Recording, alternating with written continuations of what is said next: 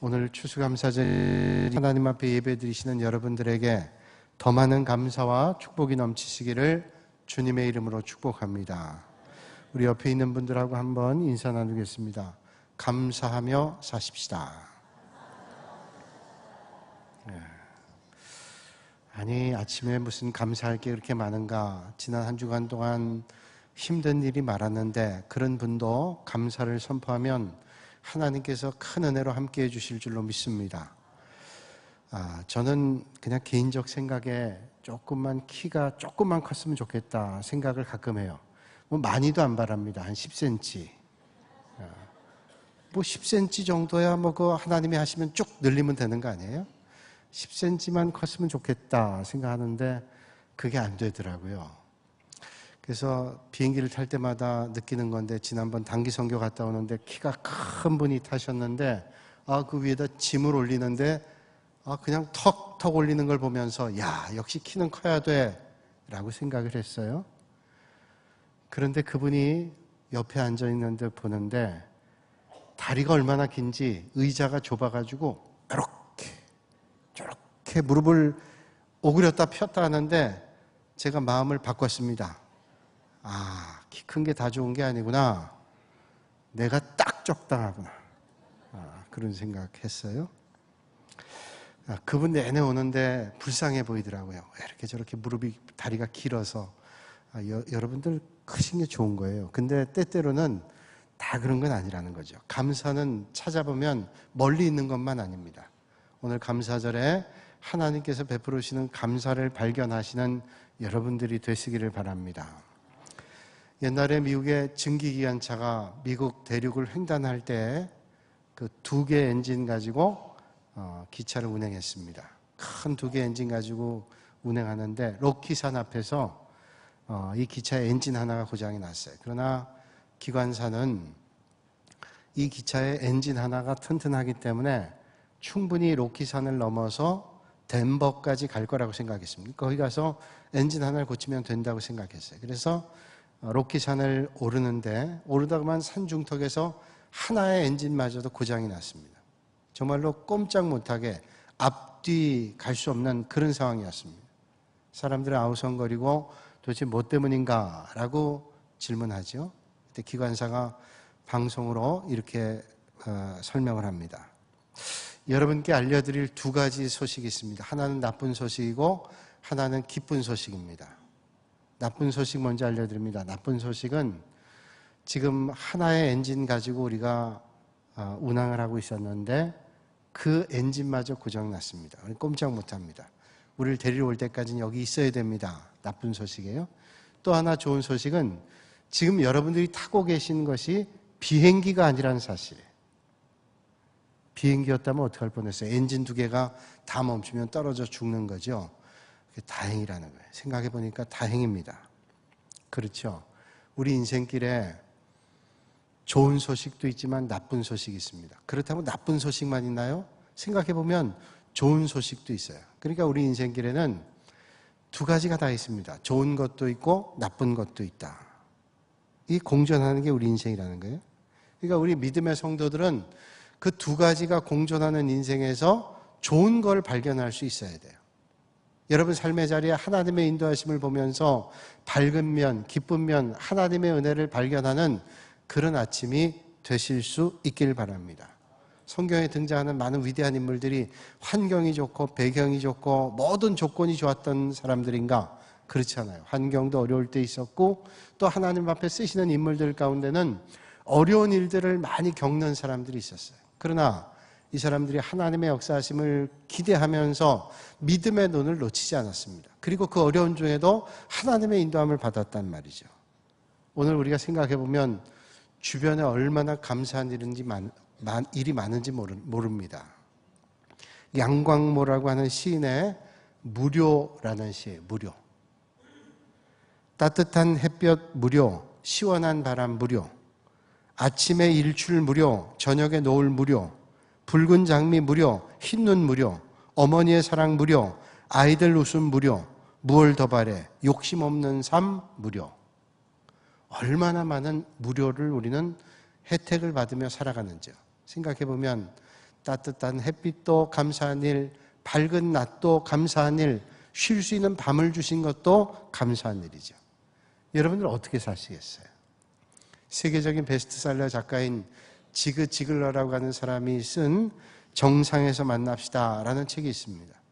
그분이 75세 이제 인생의 황혼기에 그의 삶을 돌아보면서 그가 쓴 글 가운데 이런 글이 있어요.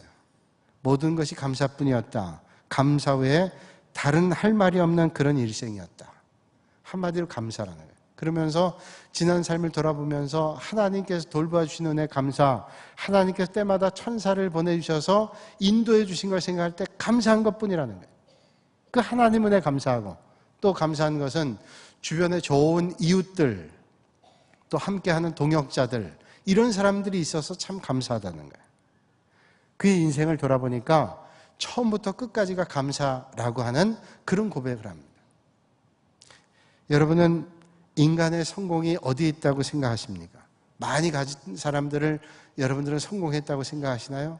권세를 많이 누린 사람을 성공했다고 생각하시나요? 건강한 사람, 많이 배운 사람을 성공했다고 생각하시는가요? 문제는 얼마나 감사할 수 있는 사람, 어디까지 감사할 수 있는가, 얼마나 충만한 감사 가운데 오늘 살아가고 있는가, 그게 감사한 성공한 인생의 바로메터는. 일본의 신학자 가운데 우찌무라 간조라는 사람이 있습니다. 이분이 한번 학생들에게 이런 얘기를 했습니다. 하나님 우리를 축복해 주시고 은혜 베풀어 주시는데 하나님이 우리에게 허락하시는 저주가 있다는 거예요. 저주란 뭐냐? 하나님이 우리에게 어떤 저주를 주세요? 사랑의 하나님이신데 왜 저주를 하실까요? 그런데 하나님이 우리에게 내리는 저주가 있다면 어떤 사람이 배신을 한다든지 육신의 질병을 앓는다든지 인생의 길에 실패한다든지 이게 저주가 아니라는 거예요. 우린 병이 저주고 실패하는 게 저주고 다른 사람이 날 배신하는 게 저주라고 생각하지만 그건 궁극적인 저주가 아니라는 거예요. 질병이 우리를 하나님의 은혜 앞으로 인도하는 축복일 수 있고 실패가 다시금 일어서게 하는 축복의 자리가 될 수 있고 누군가의 배신이 나로 하여금 지혜롭게 만드는 축복일 수도 있다는 거예요. 그러니까 그건 저주가 아니라는 거예요. 정말로 저주는 첫째가 하나님이 믿어지지 않는 거예요. 하나님 믿어지지. 그게 저주죠. 여러분 하나님 믿어지지 않아서 믿음에 밖에 있다면 그게 저주인 게 틀림이 없죠. 또 하나는 성경을 읽어도 하나님의 말씀을 들어도 하나님의 음성을 깨달을 수 없는 것이 저주라는 겁니다. 그렇죠. 하나님의 말씀을 듣고 하나님의 말씀인 줄 모른다. 그리고 깨달음이 없다면 이건 저주입니다. 하나님의 말씀을 먹고 영의 양식을 얻어서 살아가는 건 축복이에요. 그리고 세 번째 저주는 감사하는 마음이 없다는 겁니다. 하나님께서 얼마나 베풀어 준 게 커요. 그런데 감사를 잊고 산다. 이게 저주라는 거예요. 바꿔 생각하면 우리에게 정말로 복 있는 인생은 날마다 하나님의 은혜를 받아서 믿음의 자리에 있게 되는 것, 하나님의 말씀이 들려지는 것, 그리고 우리의 삶에서 감사를 발견하는 겁니다. 별로 배운 거 없는 유대 어머니가 자식을 잘 키웠습니다. 그분은 자신은 공부를 많이 못했어요. 근데 자식들은 잘 키웠어요. 도대체 그 비결이 어디 있습니까? 물었더니 그 어머니가 이렇게 얘기하더랍니다. 저는 자식들에게 다른 건 몰라도 모든 일에 감사하라고 가르쳤습니다. 하나님께서 우리를 구원해 주시고 믿음 가운데 있게 된 게 감사하니 작은 일이든 큰 일이든 감사하는 사람이 되라. 그렇게 말했어요. 두 번째는 원망하는 사람하고는 절대로 같이 있지 마라. 원망하고 불평하는 사람들이 있어요. 여러분 별거 아닌 거 가지고 원망하고 불평하는 사람들이 있죠.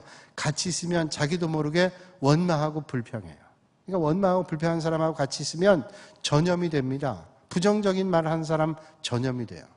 그러니까 절대로 너희들은 그런 사람이 있으면 말도 섞지 마라. 가까이 하지 마라. 혹시 너희라도 그렇게 전염될까 염려된다. 세 번째로는 감사하는 사람과 가까이 하라. 왜냐하면 감사하는 사람은 하나님의 은혜가 충만한 사람이기 때문에 감사하는 사람을 하나님께서 복을 주신다는 거예요. 여러분 누군가에게 선행을 베풀고 은혜를 베풀었는데 그 사람이 감사하는 사람에게 여러분 어떤 마음이 듭니까? 아유 저 사람 별거 아닌 거 가지고 저렇게 감사하는데 내가 더 배려하고 생각해야지. 그런 마음이 들잖아요. 그렇게 이 어머니가 가르쳤답니다. 그래서 잘 됐다는 거예요. 뉴욕타임즈에서 한 번은 미국의 금세기에서 최고 부자 16명을 선정했습니다. 그 16명 가운데 많은 사람들이 있는데 그 가운데 1등이 제일 궁금하잖아요. 1등은 석유왕이라고 하는 락펠러라는 사람이에요. 락펠러는 대단한 부자죠. 억만장자. 이 사람이 억만장자일 때 한 사람도 억만장자가 없었답니다. 이 사람은 33살에 백만장자가 되고 10년 뒤엔 43살에 세계 최고의 기업을 가지고 있는 회장이 되고 53살에는 억만장자의 반열에 올라섰어요. 부자라고 훌륭한 게 아니라 이 사람은 그 많은 부를 가지고 하나님 은혜를 늘 기억하면서 10의 1조, 10의 2조, 나중에는 10의 9조 이상을 하나님 앞에 드렸어요. 그가 세운 교회 가운데도 5천 수백 개의 교회가 있습니다. 뭐 굵직한 교회들도 많아요. 하나님의 은혜를 늘 고백했던 사람이에요. 그가 그런 은혜를 받고 살아간 것이 어머니가 믿음을 잘 가르쳤다는 거예요. 어머니가. 자기가 이렇게 부자로 살고 또 섬길 줄 아는 삶을 사는 것은 어머니 때문이라는 거예요. 그러면서 어머니가 가르쳐 주신 몇 가지를 얘기합니다. 이 어머니는 유대 사람인데 어머니가 잘 가르쳤어요. 첫째는 하나님을 친아버지처럼 섬기라 그랬어요. 친아버지. 친아버지는 육신의 아버지지만 우리의 영혼과 우리의 모든 것을 인도하신 분이 하나님 아버지니 하나님 아버지 이상으로, 친아버지 이상으로 하나님 아버지를 섬겨야 된다. 너무 지당한 말이죠. 두 번째는 그 다음으로는 목사님을 하나님 다음으로 섬기라 그랬어요. 제가 목사라 이런 얘기하기 참 그렇지만 여러분들이 불편해도 중요한 거니까 들어야 돼요. 왜 목사님을 하나님 다음으로 섬기라 그랬을까? 중요한 게 있죠. 하나님의 말씀을 전하는 축복의 통로니까 이 목사님과 관계가 잘 돼야 하나님의 말씀이 들리는 거예요. 그래서 이 목사님과의 관계가 중요하기 때문에 그렇게 섬겨야 하나님 말씀이 들립니다. 여러분, 믿음 생활 잘하는 사람들이 어떤 사람들이 하나님의 말씀을 잘 듣는 거죠. 목사님과의 관계가 좋아야 하나님 말씀이 들리기 때문에. 그러니까 자기 아들이 잘 자라서 목사님 말씀을 잘 들어서 축복의 자리에 있는 게 축복 아니에요? 여러분도 그렇게 생각하시잖아요. 그러니까 그게 중요한 거예요. 그러니까 하나님 다음으로 목사님 섬겨라 이랬어요. 그리고 세 번째로는 주일 예배는 본교에서 드려야 된다. 왜 본교에서 드려야 할까요? 뭐 하나님은 어디나 계시는데 본교에 드리도록 힘쓰는 거예요. 왜냐하면 내가 섬기는 거, 믿음 생활하는 거 이게 꾸준하지 않으면 안 되는 겁니다. 그러니까 본교에서 섬기도록 힘써야 된다. 이렇게 가르쳤어요. 그리고 네 번째로는 항상 내 주머니 한쪽에는 오른쪽 주머니라 그랬어요. 하나님께 드리는 11조 주머니가 돼야 된다. 그러니까 매사에 벌 때 자기도 모르게 버는 것들이 있잖아요. 그러니까 오른쪽 주머니는 하나님 앞에 드리는 주머니다 생각하고 왼쪽은 섬기는 주머니다 이랬단 말이에요. 정말로 귀한 거죠. 그리고 기도해라, 하나님 말씀을 사모해라 쭉 얘기하면서 10가지를 얘기하는데 예배 드릴 때 앞자리에서 예배 드려라 항상 그렇게 말씀했어요. 그러니까 여기 앞자리 5번까지는 얘기 안 했어요. 그러나 앞자리에 앉은 분들은 락펠러 가문이 될 가능성이 높다. 그럼 뒤에 6번부터는 좀 섭섭한데 앞에 하는 게 중요한 거예요.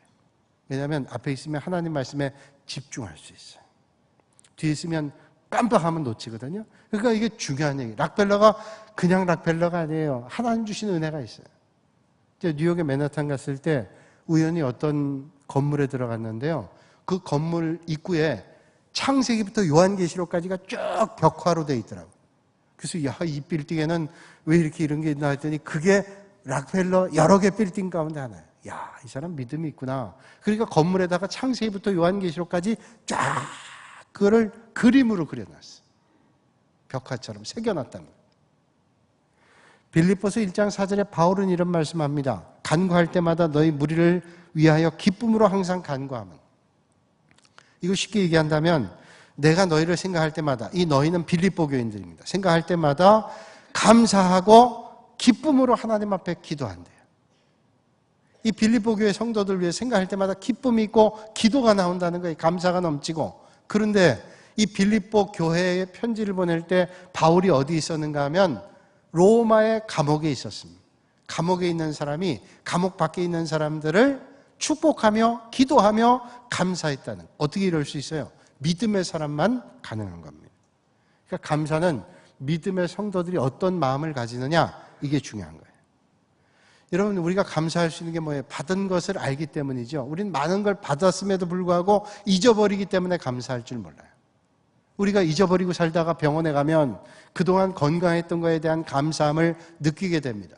어떤 걸 소중하게 느끼지 못하고 살고 있다가 그걸 잃어버리고 난 다음에 너무너무 소중하다는 걸 생각해 보게 돼요. 매주일날 마음껏 하나님 앞에 나와 예배 드릴 수 있다가 건강을 잃어버려서 하나님 앞에 나와 예배 드리지 못하면 내가 그동안 그러면서 아쉬워할 수 있다는 거예요. 그러니까 받은 것을 생각할 때 감사하는 거죠. 여러분들은 받은 것과 여러분들이 베푼 것 가운데 무엇이 더 많다고 생각하세요? 생각해 보면 내가 하나님께 받은 게 훨씬 많을 거예요. 여러분, 그 받은 것에 감사해서 감사의 씨앗을 뿌려 감사의 열매를 거두실 수 있기를 바랍니다. 미국 조지아주의 시골 학교, 초등학교에 말터 벨이라고 하는 여자 선생님이 계셨습니다. 이 말터 벨이 아이들 가르치는데 그 음악 시간에 피아노가 없어서 정확한 음을 전할 수 없어요. 그래서 그 당시에 부자였던 헨리 포드, 자동차 왕인 헨리 포드에게 편지 보냈습니다. 당신 큰 부자니까 시골 학교에 피아노 한 대를 좀 기증하면 좋겠습니다. 1,000불이면 됩니다. 그 당시에. 그런데 헨리 포드가 그 편지를 보고는 마음이 상했어요. 왜냐하면 많은 사람들이 자기에게 도와달라고 하거든요. 그래서 간혹 도와주긴 해도 감사할 줄 몰라요. 그런 사람으로 생각했어요. 그래서 사람을 시켜서 돈을 보내는데 10불을 보냈습니다. 1,000불을 좀 도와달라 그러는. 그건 상투적인 도움이죠. 주면서 그렇게 하고 마무리하려고 그랬어요. 그런데 이 말터벨이라는 선생님이 10불을 받아가지고 그걸 가지고 씨앗을 샀습니다. 과실수의 씨앗을 사가지고 이걸 가지고 심어가지고 열매를 냈어요. 몇 년이 지난 다음에 정말로 피아노 살 돈 정도는 안 돼도 꽤 좀 모았던 모양이에요. 그래서 감사한 마음을 가지고 헨리 포드에게 편지를 보내고 작은 선물을 보냈습니다. 선생님 보내주신 것 가지고 이렇게 열매를 거뒀습니다. 학교 운동장에 씨앗을 뿌려서 열매를 거뒀습니다. 참 감사합니다. 그때 헨리 포드가 그 편지를 받고 감동받았어요. 이렇게 감사할 줄 모르는데 사람들이 그거 10불 정말로 상투적인 거 그렇게 보낸 걸 가지고 씨앗을 사가지고 이렇게 열매를 맺었다는 게 너무 감사한 거예요. 그래서 마음의 감동을 받고 1,000불의 10배가 되는 10,000불을 보냈습니다. 그러면서 이게 내 마음입니다. 그랬다는 거예요. 만약에 말터벨이라는 교사가 10불을 받은 거 가지고 아주 불쾌하게 생각하고 그 최고의 부자라고 하는 헨리 포드가 10달러가 뭐냐고 원망하고 불평의 씨앗을 뿌렸더라면 아무것도 거두지 못했어요. 그러나 그 순간에도 감사를 생각한 거예요. 그래서 감사의 씨앗을 뿌렸더니 많은 열매를 갖는 거예요. 여러분, 오늘도 이 아침에 여러분들 삶의 자리에서 감사의 씨앗을 뿌리실 수 있기를 바랍니다. 빌립보서 1장 12절에 바울은 이런 말 하죠. 내가 당한 일이 도리어 복음 전파의 진전이 된 줄을 너희가 알기를 원하노라. 내가 당한 일이 복음에 진전된 것을 알기를 원한다. 이건 뭘까요? 바울은 지금 로마의 감옥에 있습니다. 감옥에서 2년 동안 재판도 계속 뒤로 연기가 되면서 그냥 무료한 시간을 보내는 거예요. 그리고 여기 올 때까지 얼마나 긴 시간 동안 헤맸습니다. 풍랑을 만나기도 하고 그러면서 어려움을 겪기도 했어요. 그런데 생각해 보니까 그 과정이 하나님의 은혜였다는 거예요. 이게 하나님의 섭리였다는 거예요. 그렇죠. 바울이 로마에 간 것도 하나님의 인도하심 가운데 늘 가기를 원했는데 로마 병사들의 호의를 받으면서 물론 죄수였지만 갈 수 있었어요. 풍랑을 만났어요. 그 풍랑이 아무 유익이 없는 것 같았지만 그 풍랑을 만나면서 바울이 죄수였지만 그 배 주도권을 가지게 되고 많은 로마 병사들을 만나서 좋은 관계를 맺게 됐어요. 저 바울은 특별한 사람이야 라고 하는 것을 경험했어요. 독사가 물었는데도 그 독사로 죽임당하지 않았어요. 그런 것들을 다 봤어요. 그래서 로마의 감옥에 갔을 때 로마 병사들이 많이 도와줬단 말이에요. 여러분, 오늘도 마찬가지입니다. 오늘 우리가 당하는 일, 순한 일도 있고 어려운 역경과 같은 일도 있어요. 순경과 역경 하나님이 빚으셔서 여러분의 삶의 자리에 감사하는 사람에게 많은 감사로 축복해 주실 줄로 믿습니다. 오늘 말씀은 다니엘이라는 사람이에요. 다니엘은 어려움을 겪었던 사람이죠. 저는 주일학교 시절에 오늘 이 말씀을 보면서 또 선생님께 들으면서 다니엘이 사자굴에 던져졌는데 아무것도 상하지 않았어요. 그런 말씀을 들으면서 제 어린 마음에 그런 생각이 있어요. 야, 하나님을 잘 믿으면 사자굴에 던져도 상함을 당하지 않는구나. 불 속에 들어가도 해함 당하지 않는구나. 그렇게 믿었어요. 그 여러분 틀린 생각이 전혀 아니죠. 맞는 생각이에요. 하나님을 잘 믿으면 하나님께서 불 속에, 그것도 몇 배가 되는 뜨거운 불 속에 들어가도, 그리고 사자굴에 던져져도 하나님께서 인도해 주시는 것을 믿습니다. 아멘도 안 하시네? 믿으셔야죠. 성경에 나와 있는데 왜 여러분들 마음속에 이거 아멘 하면 좀 이상한데? 왜 이상하세요? 전 주일학교 이 말씀 들을 때 아멘 했다고요. 아멘. 왜? 주님 말씀하시잖아요. 그런데 왜 아멘 한데 우리말로 껄쩍지근해요? 왜 그럴까요?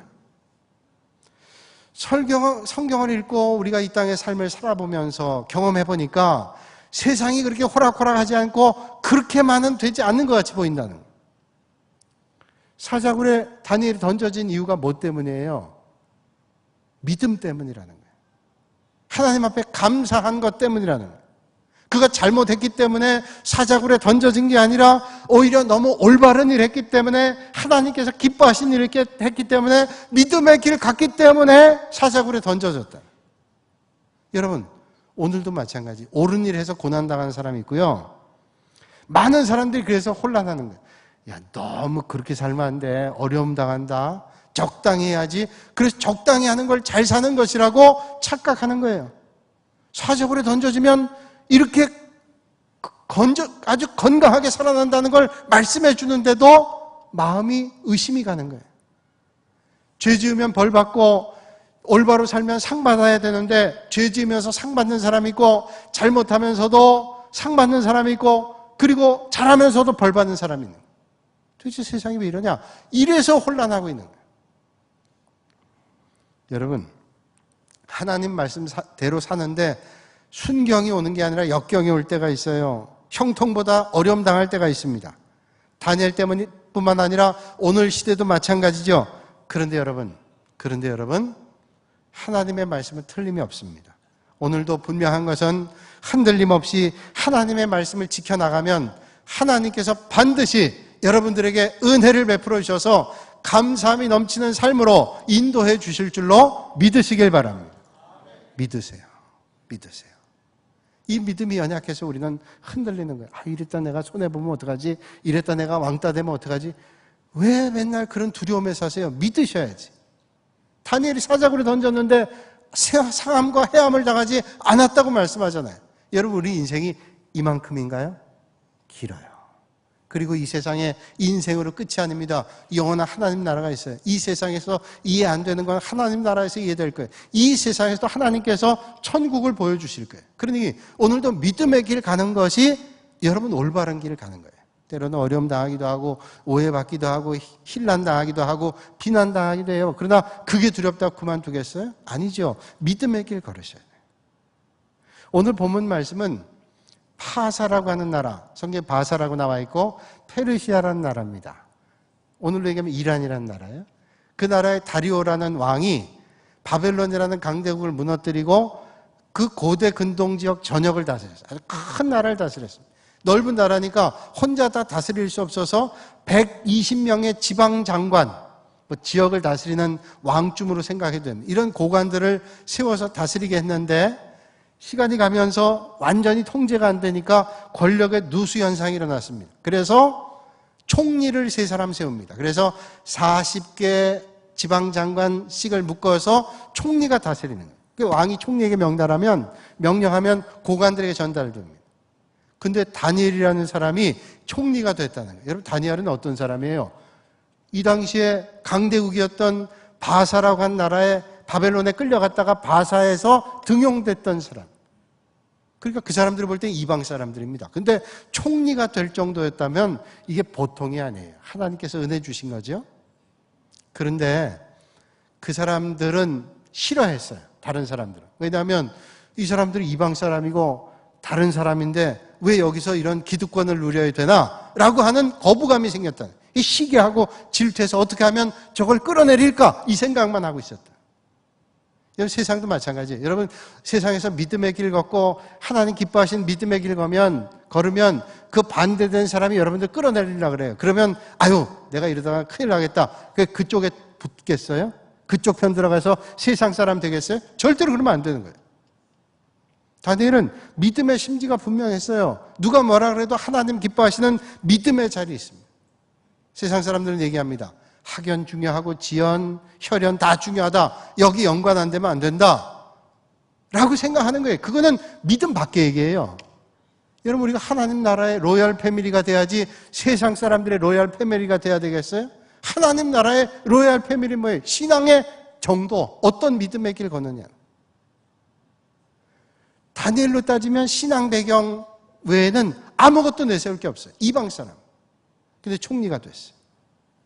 다니엘은 하나님 향한 믿음의 한결같았던 사람이에요. 한결같다는 건 변함이 없는 거예요. 여러분, 변함이 없다는 건 하루 이틀 가지고 변함이 없다 얘기할 수 없어요. 요즘에 우리가 물건을 사거나 또 음식을 먹거나 비행기를 타거나 뭘 해도 마일리지라는 게 있어요. 마일리지. 누적하는 거죠. 마일리지. 그래서 비행기를 타도 마일리지 주고 뭐 음식을 사 먹어도 마일리지를 주는 곳이 있고 또 물건을 사도 마일리지 주는 곳이 있어요. 그래서 이걸 모아두면 뭐 써요. 얼마 전에 맥도날드 드라이브 스루에 가서 커피 2잔을 샀더니 마일리지 해드릴까요? 그러더라고요. 그래서 아니 여기도 마일리지가 되냐 했더니 생겼대요. 그 커피 2잔 샀는데 제가 오늘 좋은 정보 드리는 거예요. 며칠 전 생긴 정보예요. 그 커피 2장 도장을 찍어주는 거예요. 5잔이 되면 1잔을 드린대요. 야, 이거 왜 그럴까요?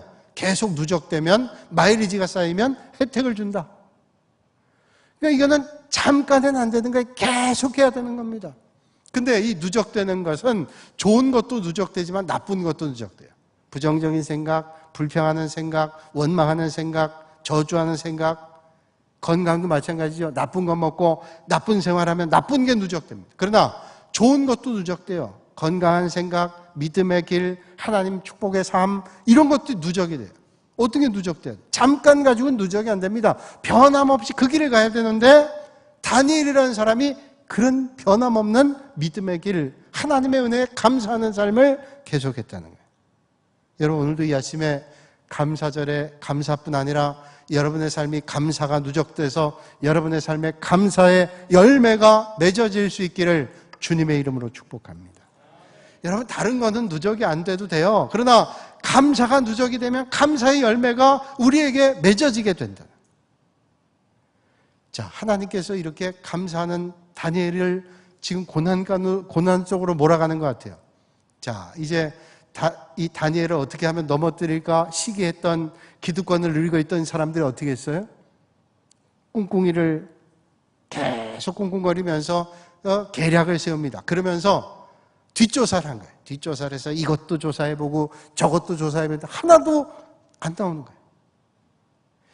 여러분, 이게 보통 어려운 일이 아니에요. 여러분들 한번 뒷조사 한번 하기 시작할까요?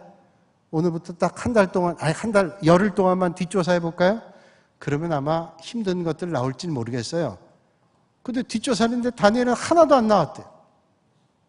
그래서 이 사람들이 그거 끝난 게 아니라 어떻게 할까 생각하다가 이제 그러면 저 사람은 믿음이 분명한 사람이니까 믿음을 가지고 시험하면 되겠다 생각해서 왕에게 가서 머리를 조아리고 왕을 칭송하면서 얘기합니다. 다리오 왕이여, 세세 무궁토록 영원하십시오 라고 얘기하면서 왕 외 다른 신에게, 다른 것에게 경배하는 사람을 사자굴에 던지도록 칙령을 내립시다. 그냥 말로 하는 게 아니라 문서합시다 이랬단 말이에요.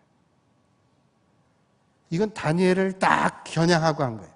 다리오 왕은 자기를 칭찬하니까 이런저런 생각하지 못하고 그러자고 했어요. 칙령을 내렸습니다. 그 칙령을 들었어요, 다니엘은. 그러나 그가 늘 하던 대로 하나님 앞에 감사하고 기도하는 일들을 계속했다는, 그 말은 순교의 길을 가겠다는 거예요. 내가 믿음 외에 다른 것들은 기꺼이 포기하겠다는 거예요. 목숨까지도 포기하겠다는 거예요. 전에 하던 대로, 오늘 말씀 보세요. 10절 말씀 같이 한번 볼까요? 10절 뜻을 생각하면서 시작. 다니엘이 이 조서에 왕의 도장이 찍힌 것을 알고도 자기 집에 돌아가서는 윗방에 올라가 예루살렘으로 향한 창문을 열고 전에 하던 대로 하루 3번씩 무릎 꿇고 기도하며 그의 하나님께 감사하였더라. 아멘. 전에 하던 대로 감사했대요. 지금 감사할 때예요. 하나님, 내가 믿음으로 살았는데, 그래서 여기까지 올려주셨는데 이젠 죽게 하시려고요. 원망이 나올 상황 아니에요. 그런데 이 다니엘은 하나님을 향한 믿음이 감사로 누적돼서 이 마일리지가 쏟아 나올 때 감사밖에 없어요. 여러분 생각해 보시죠. 우리의 모든 일이 잘 되어갈 때는 흔들리지 않을 수 있습니다. 그런데 어려움을 만나면 흔들릴 수 있잖아요. 다니엘이 높은 고관이 되고 총리가 될 땐 흔들리지 않을 수 있어요. 그러나 이젠 목숨이 이제 언제 위태롭게 될지 모르는 상황에 흔들리지 않을 수 있나요? 어떻게 변함없이 감사할 수 있어요? 그런데 다니엘은 그동안 그의 인생에 감사 마일리지가 쌓여서 나오는 게 감사예요. 그래서 멈추지 않았어요. 흔들리지 않았어요. 계속 감사했어요. 여러분, 이게 위대한 신앙이에요. 오늘도 이 아침에 여러분들이 이러한 변함없는 감사가 계속되는 위대한 믿음의 사람들이 되실 수 있기를 바랍니다. 이게 하나님께서 우리에게 원하시는.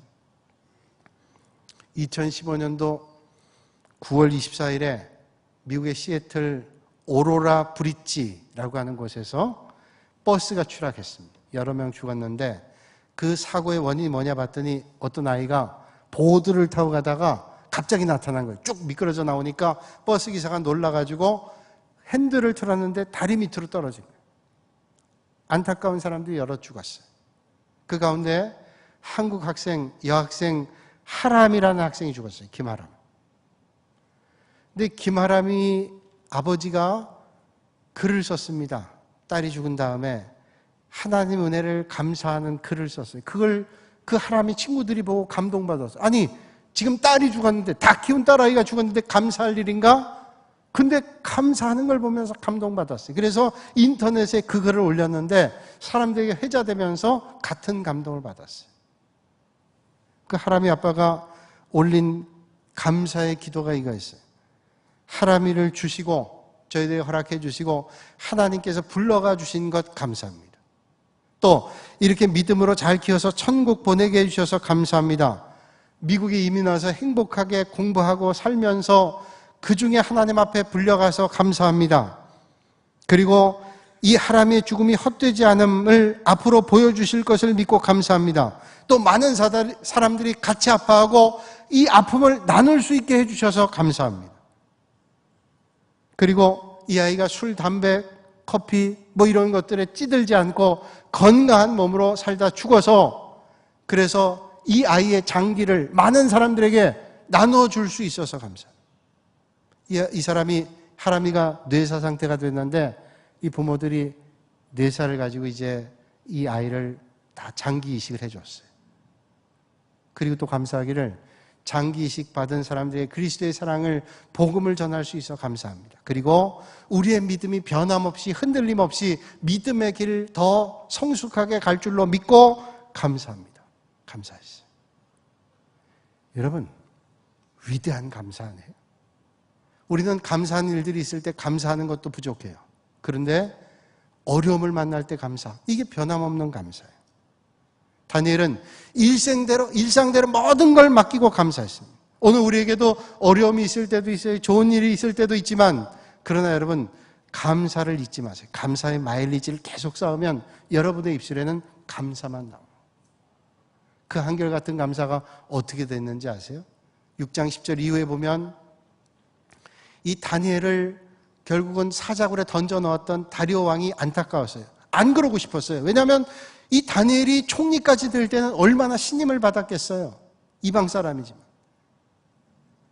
그래서 할 수 없이 자기가 내린 칙령을 거둘 수 없어서 이 사자굴에 던지면서 다니엘에게 얘기하죠. 네가 믿는 하나님께서 너를 건져주실 거다. 믿음의 고백 아니에요. 그리고 던졌어요. 그리고 그 다음날 아침에 이 다리오 왕이, 저는 그걸 보면서 놀랐어요. 왕이 직접 사자굴에 들어가서 이 다니엘을 찾는 거예요. 얼마나 사랑하고 아꼈으면, 그를 신뢰했으면 다니엘을 불렀어요. 근데 다니엘이 하나도 상하지 않고 나타났어요. 그러니 다윗왕이 고백합니다. 살아계신 하나님, 영원하신 하나님, 구원도 하시고 건져내시는 하나님이라는 믿음 고백이었어요.